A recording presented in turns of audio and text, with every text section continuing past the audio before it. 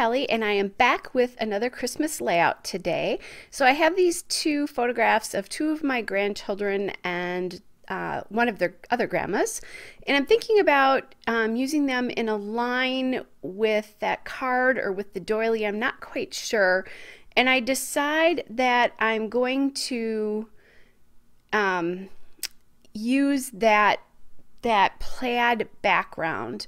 And then I was thinking about that other kind of leafy holly background and decided not to do that. That I actually remembered this felt border from my Secret Not Secret Advent calendar, and I decided I really wanted to get that used up.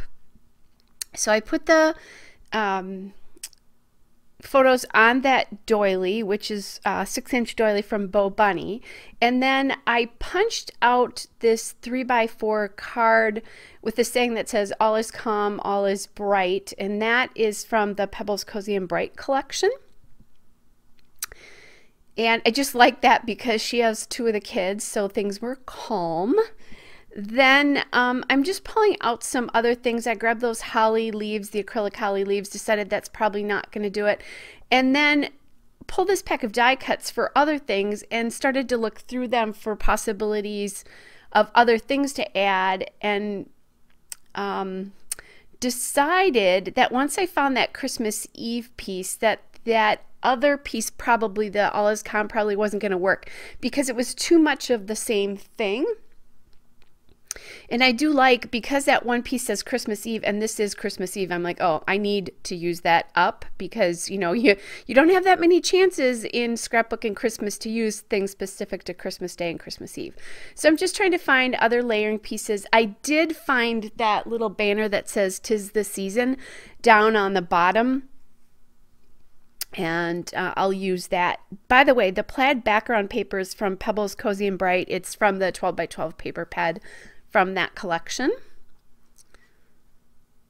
So a little break here. Then I found the accent stickers from that. The Christmas Eve, by the way, is from the Cozy and Bright printed cardstock shapes, which is what they call their banners. These are tags that I cut out from a sheet, or that one was a tag that I cut out from a sheet of the pattern paper tags. So now I have the accent stickers there, and I'm trying to decide what I'm going to do with them. I'm thinking a little floral piece maybe at the top. Part of the reasons I went to the stickers is the die cut floral pieces felt too big. So, and then what I did there is I didn't get the photos on quite right, and a little bit of the doily was peeking out at the bottom, so just went in and cut that off. All right, so I really like this sticker cluster here, or this sticker floral cluster. It's a little bit smaller than the die cut shape one was, and I think just kind of matches the feeling of that Christmas Eve die cut a little bit better.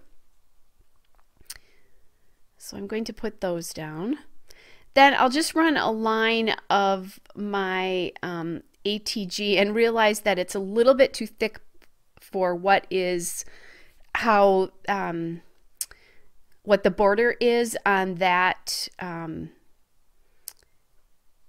the felt piece, the tree piece.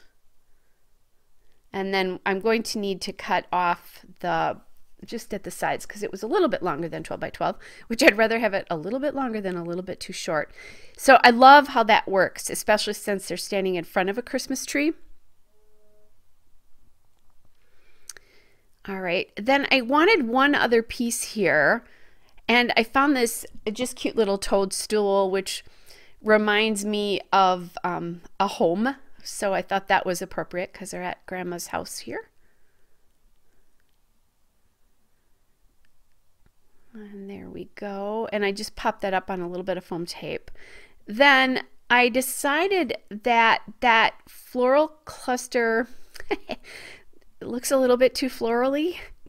It had something to do with the bright kind of flower that was on it. And I saw this stocking and decided I would add it instead. Plus that stocking has the plaid, and my granddaughter and her grandmother are both wearing plaid. So that was one of the reasons for this plaid paper. And I think it's cute. I don't think it's too much plaid. It's a little bit, I don't know if I want to use the word subtle, but yes, kind of. So then I'm going to use these alphabet stickers, which are from the L Studio Letters and Numbers sheets, and this one is the green one. And guys, I've been scrapbooking a lot of Christmas layouts, and you've been seeing a lot of those, and I think there's at least 2 more to go. Just so you know, though, if you're done scrapping Christmas or you don't scrap Christmas for whatever reason, don't think about these as Christmas layouts. Just look at them as ways to place pieces, kind of as if you were just doing a scrap lift, or think of it as kind of a sketch. So if you have 2 photos, you could either use 2 3x4s or 1 4x6.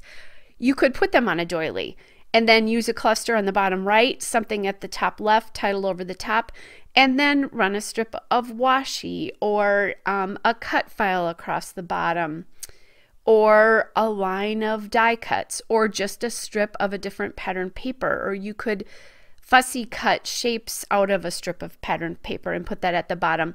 So you can look at this, you don't need to look at them as Christmas ideas, you can just look at them as things in general. Especially also true about the 2-page layouts that I've been doing lately that you've been seeing more of. I tend to take a lot more pictures at Christmas time, or I use a lot more pictures at Christmas time as well too, just because there's so much going on. So I do a lot more 2-page layouts than I would say I normally do. Usually I use 1, 2, or 3 pictures to represent an event. At Christmas, it just seems I use a lot more photos, so more 2-page layout opportunities. But anyway, you can still use those layouts even if you don't scrap Christmas to scrapbook events like birthdays or that kind of things, and just look at like how the blocks of paper are put down, where the the arrangement of photos, that kind of a thing. So just a little hint in case you don't scrapbook all things Christmas. I have to remember that myself too. I actually really kind of love this arrangement because there's really only 1 piece of pattern paper here, but there's a lot of pattern, and that is because of the die cuts there. So I want to remember that. And I got to use an @ symbol with the sticker letters. Yay. And remember to get my dot for my I. I do like these letter sets because they have punctuation and those kinds of things. So then I was thinking about, I wanted to use some enamel dots, and I have this set of holly enamel dots from Chamel's Christmas collection from 2015, and I have only used maybe half of them, and I think it's because the colors tend to be not a well, I don't want to say, they're a little bit of a different Christmas green. It is Christmas green, but it's almost more olivey looking or something. And so I've had a hard time using them because that's not the green in my Christmas supplies, but it is a green here that I can use mixed in with this. So I'm going to add a cluster on the bottom left. And then once I'm done, I like the edges of these doilies glued down a little bit, especially since this one was a little distressed. It had been crunched a little bit, I think, somehow. So anyway, I really wanted that glued down. And some people like stuff up, some people like it glued down. I don't think it matters, just your personal preference.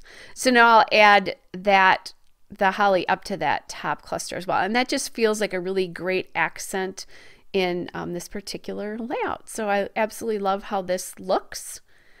There's the still shot and a couple of detail shots. Hope you guys are well, and I'll be back with another layout again soon. Bye.